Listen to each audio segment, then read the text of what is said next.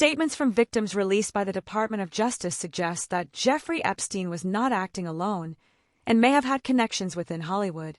New claims are now pointing toward Ellen DeGeneres. According to the files, Ellen's name appears over 1,100 times. Adding to the controversy, a newly uncovered voicemail, allegedly left by one of Epstein's victims, has just come to light, raising even more serious questions. Yeah. Hi, I'm a victim for you about Jeffrey. Her name is, she's been within about a year, less than a year. So you can call her on, get an appointment to meet up with her. Yeah, she doesn't want you at the house, but she said that you can call her. Lipai. These voicemails were reportedly taken from the office line of Jeffrey Epstein and referenced a victim who was allegedly trying to expose a connection between him and Ellen DeGeneres. After comparing the timing of the calls with Epstein's email activity, some online investigators have speculated that the individual in question may have been Hetchy, Ellen's former partner. Hetchy passed away in 2022, just months after Ellen ended her show and announced she would be stepping back from Hollywood. Ambulance, that's some sort of sign, but yes. So basically the activity that we were looking for, that anxious or that quick moving, that was going on the other side of the vehicle. Oh my gosh, he's completely alive. What the hell? This isn't even the most serious allegation being circulated about Ellen DeGeneres. Some claims online point to emails from the Jeffrey Epstein files, along with past public statements, as supposed evidence of deeper involvement in disturbing activities. However, it's important to note that many of these allegations, especially extreme claims like involvement in cannibalism, are unverified conspiracy theories with no credible proof. These narratives often suggest that Hetchy was attempting to expose something before her death, but there is no confirmed evidence supporting that claim. Now, that the Epstein files reveal Ellen DeGeneres as, and I'm quoting this directly from the posts, Hollywood's most prolific, that she consumed human flesh. Ellen DeGeneres is named in the Epstein documents, and that part is real. Her name appears in the broader index of over 300 high-profile individuals that show up across the investigative materials. Flight logs, communications, third-party interviews, peripheral records. And so if I do, I don't want it to go to waste. There's been a lot of online speculation about secret activities in Hollywood, including extreme claims like cannibalism. Some people point to emails linked to Jeffrey Epstein, saying they use food words like pizza or sushi as code, but there's no solid proof for this. Most of these ideas come from online theories, and the context is often misunderstood or exaggerated. The number one point is they're not talking about real jerky here. We know that. It's code for something. Right. And when you go through some of the other emails that talk about how to refrigerate it, where to store it, how many pounds it is and things like that, your brain goes to some of that Peter Nygaard type world type things. Absolutely. Now, I've seen these, and I have access to the the index emails as well. It's and I try to go through them when time allows. But yeah, I would guess, if I were a betting man, that they're not talking about actual beef jerky. Not known to be an island treat. I mean, people eat a lot of fish down on the islands, and I'm sure other stuff too. But I mean, to me, this is code for something more nefarious. Yes. There are code words that suggest Jeffrey Epstein and his associates could maybe even be engaging in some sort of consumption. Is that human consumption? Are there code words? There's a lot of talk of beef jerky. There's a restaurant called The Campbell where the owner is listed in some of these documents. Now, that isn't a restaurant that is just proclaiming to serve human meat by any means. But some of this just, it seems that there's a lot of conspiracies that make you wonder. And I saw more emails about torture, and these coded conversations still have a very clear topic. That torture was big. It was a big driver for them, and these were sick people doing very, very sick things. These elites weren't just accused of cannibalism. Some claims also suggest they were involved in stem cell harvesting. People link this to Jeffrey Epstein and say he had a research facility on his island. There are also mentions of Chris Hansen, but these claims are not backed by solid evidence and mostly come from online speculation. The recently released emails from the Epstein files show Jeffrey Epstein was interested in genetic medicine. He paid a researcher at Massachusetts General Hospital for tests that could be used to help create stem cells. Investigators found a $2,000 invoice from 2014 for sequencing part of Epstein's genome. The doctor that he paid also provided an estimate for personalized longevity studies that would use gene editing. He told investigators Epstein was enrolled in the Personal Genome Project at Harvard University. He was a billionaire freakazoid. Yes. And part of his deal, he's in prison in jail up in Canada, waiting, charges all over the globe. But his deal was that he would allegedly impregnate young women in the Bahamas, where he had a huge home, and then have them get aborted and harvest their stem cells of the fetuses to inject in himself as the fountain of youth. And we get into this in that documentary. And was Epstein involved in that sort of activity? I don't know. That's where, and again, we just have to look at what we have and know what we don't yet. Yeah. But it's a question. Yeah, and you look at the context of the jerky stuff. Yeah, and when you look at what other billionaire guys have done. Alex Jones explained exactly how all of it allegedly went down. It's half you're not going to get organ rejection. That's what Epstein was actually one of his main businesses, along with Peter Nygaard. Oh yeah, it's much worse than just 14-year-old, 15-year-old girls. They want you to just stay in that area and never get down the rabbit hole. That's the entrance to the rabbit hole. Is 14, 15-year-old girls. No. Down in the rabbit hole. Down in the rabbit hole is women getting pregnant with the man's own body so it doesn't get genetically rejected. Central African women, because they have dominant genes and the stem cells are about 100 times better. Just a fact for health effects. And then the woman has in 8 months, they suck the baby dry of its bone marrow, its blood, and in multiple transfusions, put it into the rich old men and rich old women. And that's what Peter Nygaard, that's public, by the way, and not public, Epstein did, though it's leaked. He was into cloning and hundreds of babies of his own and underground medical facilities at Zorro Ranch, and all these medical chairs, all this. Oh yeah, that's what they do. Back to Hollywood. Some online claims even accuse Ellen DeGeneres of promoting the idea of using stem cells to stay young. These narratives often point to a past interview with Sandra Bullock, where people misinterpret parts of their conversation as something more serious. However, there's no credible evidence supporting claims about adrenochrome use or anything similar. These ideas largely come from conspiracy theories rather than verified facts. Let's talk about this facial that you're obsessed with. How many did you get the whole cast of Ocean's 8 to do Not this? everybody. Okay, good, smart ones. Just those that I thought would appreciate it. Okay, explain what it is. Well, it's this way in which one forces through microneedling. It's like a little roller with these, some of you, I think many of you know it, and it pushes through the skin and ruptures the collagen and then boosts it. You look like a burn victim for a day, but then it pushes the What are you pushing into the skin, Sandra? Sarah? Carrie? What are you pushing into the skin? Well, you push in whatever the facialist would like to insert into your pores. But what is it? It is an extraction from a piece of skin that came from a young person far, far away, and they somehow figured out how to extract. It's foreskin from a Korean. Ellen DeGeneres has often been linked in online speculation to Jeffrey Epstein. When images of Epstein's island were released, some people claimed a temple there looked similar to a set piece from Ellen's show.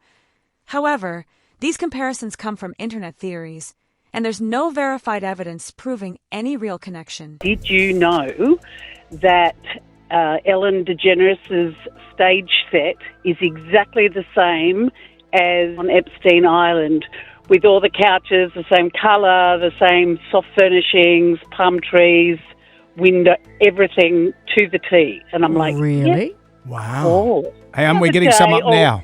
Getting some up now on our screen? Yeah, there's palm trees. You're right. But look at the backdrop behind her, striped building. No. Emma, there's palm nothing trees. to see here. So don't berate her. I'm not berating, I'm just saying. I'm going to look further. There have been online claims linking symbols like crowns and skeletons, seen in Jean-Michel Basquiat's artwork, to celebrities such as Jay-Z and Ellen DeGeneres, with some suggesting hidden meanings or elite connections. However, these interpretations are not supported by credible evidence. Basquiat's symbols are widely understood as artistic expression, and there is no verified proof connecting them to any secret codes, Epstein files, or political conspiracies.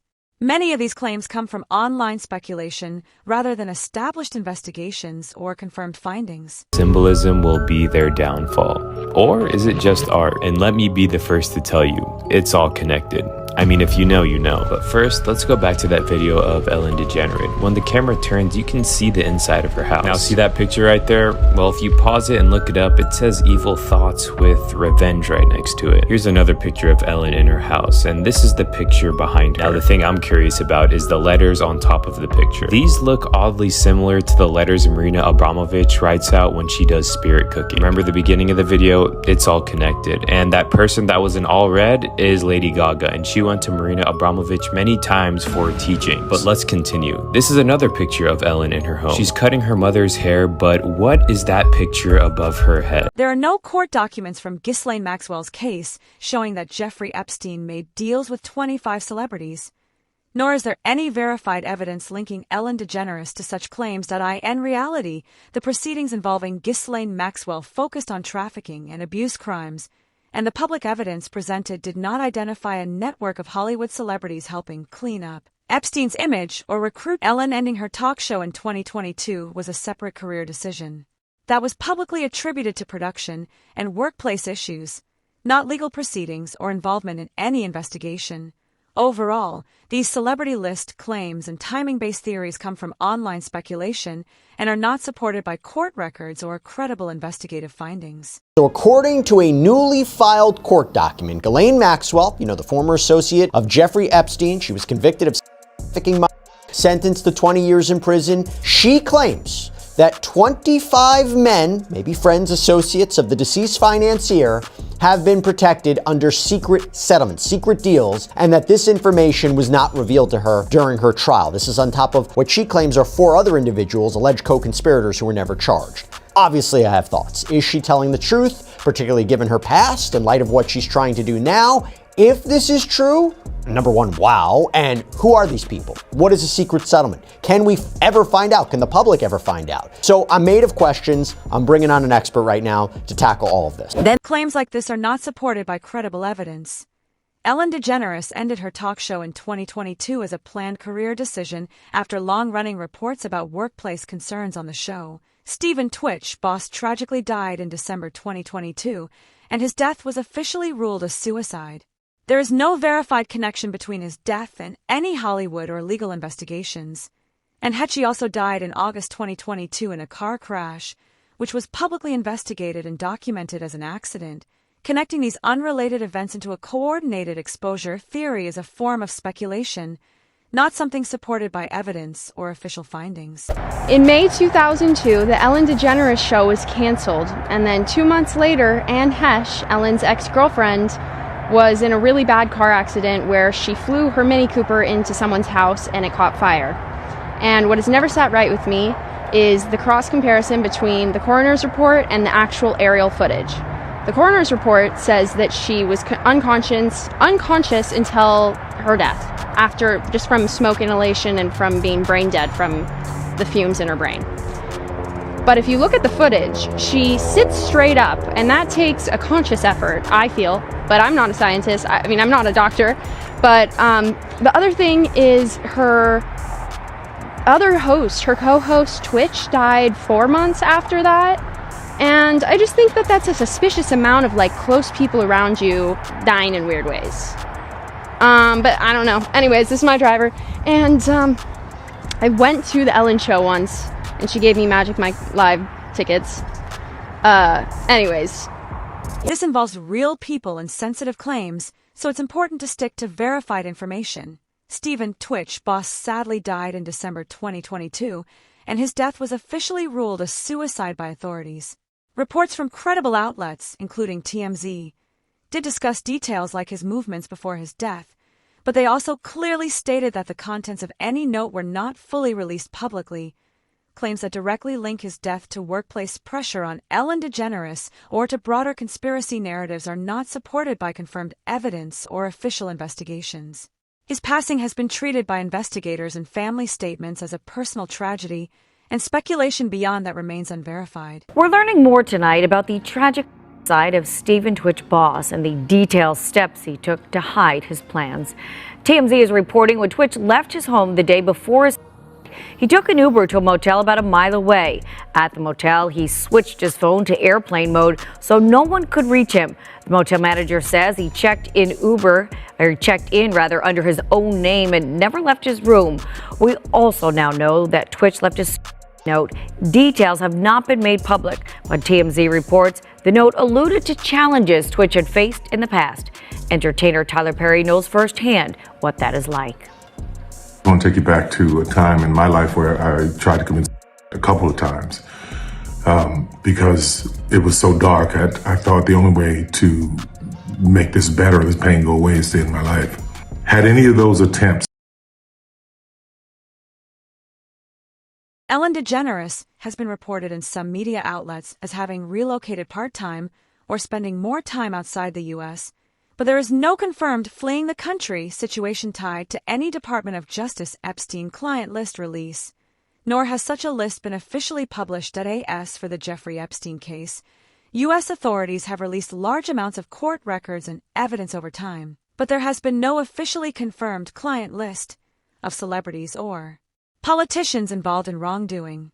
Reports about political motivation, permanent relocation, or links between personal travel and legal developments are largely speculative and often come from tabloids or social media interpretations rather than verified statements or legal documents. Ellen DeGeneres and her wife Portia de Rossi have reportedly fled the US bound for the UK after Donald Trump's landslide victory. Numerous publications are reporting the couple have left the United States permanently. There are also reports the couple have put their Montecito mansion on the market. Entertainment publication The Wrap has the exclusive story and said Ellen DeGeneres and wife Portia de Rossi have moved to rural England, put their Montecito estate on the market and plan to never return to the United States, telling friends the election of Donald Trump was their primary motivation. Ellen DeGeneres has been a vocal Trump critic, so the move doesn't come as a surprise to most. They're losing their minds. She sounded so sincere, didn't she? Very she sincere. Virtually choke on her words. But the best one for me is Ellen DeGeneres, who is, by the way, a very nasty person. I've had dealings with her in Australia. Could I tell you some stories about that cow? But anyway, good riddance to her. But she was quite friendly with that P. Diddy bloke, wasn't she? Well, this is why I say release the Diddy files. Yeah. Release the Diddy files. Come on, Donald Trump. We want to know whose name. So maybe she's hightailing out of there before all that is thrown at her as well. But what a bunch of hypocrites. There's no verified evidence for these claims. While Jeffrey Epstein was involved in serious crimes and had connections with powerful people, reports about victim diaries naming world leaders or royals have not been confirmed by any court or official investigation.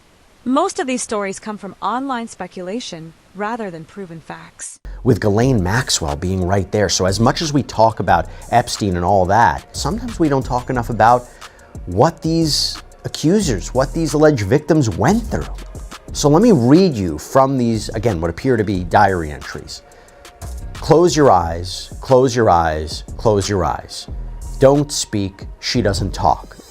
I can't stop shaking and it's been a week. A decision was made, but I can't tell Jeffrey. These things happen. Why didn't I close my eyes fast enough? The doctor was different again, I think from Israel. He had kind eyes, but didn't speak directly to me. This was different. And those rod-like things had a hook and so much pain. Ghislaine said to push all the pain away. I don't understand. Blood and water all over the bed, and she was right.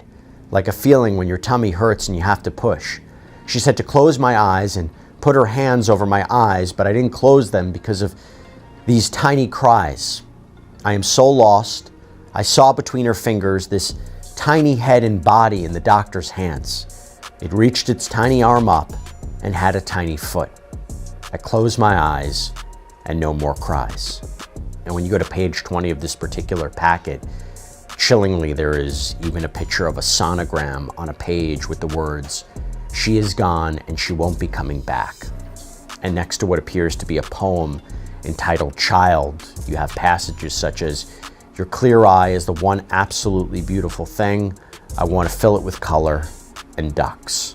Now, we don't know for sure who this person is. We don't know if this claim is real. We don't know if this sonogram is the baby the person mentions. And also, we can't confirm whether any charges or investigations were launched because of this specific account or accounts. But it seems the allegation is clear, right? That she was impregnated, and as I'll get into, either by Jeffrey Epstein, or maybe she was a surrogate of some kind, but the baby was taken away. And what is interesting when we talk about her credibility, at least to me, is the apparent specificity of detail and acknowledging certain personal details about Epstein. A diary belonging to one of Epstein's victims was also found. It described how Epstein and Ghislaine Maxwell met a 14-year-old girl and her family at a camp reportedly funded by celebrities. IT claims they gained the girl's trust by offering scholarships, mentoring her, buying her gifts, and helping her start a modeling career. The diary suggests they used manipulation to target vulnerable girls who might believe their promises. IT also raises concerns that parents may have had some awareness of what was happening. First met J.E. and GM sitting at a picnic table with friends. GM walked by with the dog. J.E. came up to meet her. "Do you like teachers, classes, etc.? I give scholarships." 6 weeks later, someone called from the office asking, "Come by for tea, can send driver." Had tea with mom by the pool. Likes to mentor, give scholarships. Brothers, poor, didn't have a lot of money. J.E. said he could help. Mom called him our godfather. Perfect grooming. GM always there, didn't know what relationship was. Kind of became big sis. "Oh, pick you up, we'll go to movies." J.E. loved massages. Other women would provide. Women would remove top. I'd have to rub feet, and he have me witness sexual contact. Similar people, women, girls, had professional massage therapists. Other girls around looked like models. Like 100 times he had me in the room when massaged. LA stay. A lot of girls around. One girl freaked out and cried. I gave her a hug. She said, "I don't want to do this. I have a boyfriend." Me and another girl said, "Don't worry about it. Leave or stay out here." J.E. made me stand in my underwear. Another victim said the same thing. Her parents handed her over to Epstein, and they knew exactly what was going on that island. I have spent the last 17 years in my own prison for what she, Jeffrey, and all the co-conspirators did to me. I was repeatedly. I was 3 times a day sometimes. And I was not the only girl on that island. There was a constant stream of girls being over and over and over again. And yes, Elaine must die in prison because I've been in hell and back for the last 17 years. And 27 for me. I was 10 years old when Liz Stein was being. I was 10. That is how long the ring has been going on. There are rumors that Epstein's co-conspirators are now trying to get rid of the witnesses. It's a harrowing read and it'll make you feel uncomfortable, but these are the excerpts that stood out for me from the memoir written by the late Virginia Giuffre, which has just been released. In it, she describes being by Jeffrey Epstein to, quote, "a man who me more savagely than anyone had before." Now, it's worth noting that in the US edition of the book, she described the man in legal filings only as, quote, "a prime minister," and that he had repeatedly choked her until she lost consciousness and, quote, "took pleasure in seeing me fear for my life." Giuffre doesn't name the Prime Minister or many of the other men that she writes about in this book. Her co-author, Amy Wallace, says it shouldn't be up to the survivors to out their...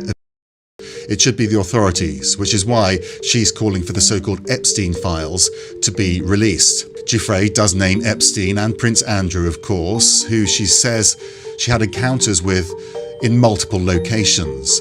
And she also reveals some of the alleged tactics that Prince Andrew used when it became apparent that her story was going to get out. Some victims have also claimed that there are bodies buried on Epstein's Zorro Ranch in New Mexico. We're finally getting to look inside Jeffrey Epstein's Zorro Ranch in our state through some new photos. Epstein and his estate owned the Santa Fe County property until 2023. That's when former Texas State Senator Donald Huffines bought it. Now, these new photos of the property are from an insurance company, and they were taken when Epstein was still alive. I mean, you can see just how big the property is, multiple offices, cabins, barns, buildings. I mean, look at the large pool inside. Then you have a great room right there with that huge chandelier. At the time, there was also a fire truck, tanker, and trailer on the property, as well as a firehouse and storage facility. Meanwhile, there is a growing memorial on the property's outskirts paying tribute to Epstein's victims and survivors. I can't imagine what they had to endure. I wanted everybody to know that New Mexico was strong, and that we would represent these victims, living victims, survivors. As for Ellen's role in the disappearance of these victims, Sean from The People's View, one of the biggest investigative journalists on Twitter, said that his investigation revealed that Ellen was involved in Hish's death and disappearance. Ellen ate her ex-partner Anne Heche piece by cursed piece after the actress was eliminated in that blatantly suspicious car crash while she was closing in on the Hollywood pipelines. Investigators now confirm that after the accident, Ellen pulled strings to claim Anne's body, locked it in her mansion freezer like unholy relics, and consumed her former lover in slow, deliberate occult ceremonies over the years. This is not some twisted modern fetish.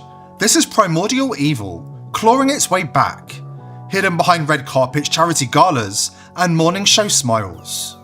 We're teetering on the edge of the abyss. One more silence, one more cover-up, and this ancient evil devours everything. Our world, our children, our future. Don't move. This is our final warning. Before we dive in, subscribe to the channel if you haven't already, and join the People's Voice Locals community to join our incredible community, support the channel, and gain access to exclusive and uncensored content. Jeffrey Epstein's Hollywood elite circle has been exposed as outright chaos. Not fringe rumors anymore. Hard evidence is surfacing from the 2026 Epstein file dumps. Millions of DOJ pages packed with jerky as code for human flesh, parts in freezers, yacht dismemberment rituals, and eyewitness accounts of elites eating infant remains like it's a sacrament. Here is Epstein and Woody Allen, casually chatting about devouring parts and crunching bones like it's dinner talk. Hollywood's elite menu gets darker with every file drop. And for those willing to dig, it's all laid out in black and white. Recently, a purported Epstein side note was reported in April 2026 with the New York Times, saying it had been sealed for years, and that Epstein's cellmate found it in July 2019 after Epstein's earlier attempt. The note was reportedly described as saying time to say goodbye, but it has not been publicly reviewed. A new development connected to the Jeffrey Epstein case, a former cellmate telling the New York Times he found a supposed side note written by the late convicted sex offender just weeks before his death. He finds the note tucked away in a book. They shared this cell. Epstein later gets transferred. His death obviously ruled a side, but this is the first we're ever hearing of this possible side note. We haven't seen the note. The New York Times also hasn't seen it. It also wasn't released as part of the so-called Epstein files. It's not in there. The reason is it's apparently under seal with a court here in New York because that cellmate's in a dispute with his lawyers. And so it's under seal. It's been kept secret now for years, but it's all raising a lot of questions about transparency. As you know, of course, the conspiracy theories around this case are just enormous. So is Ellen just being pulled into another internet conspiracy? Or is there something deeper that investigators still haven't exposed? Drop your thoughts in the comments below, because this story is getting darker with every new detail.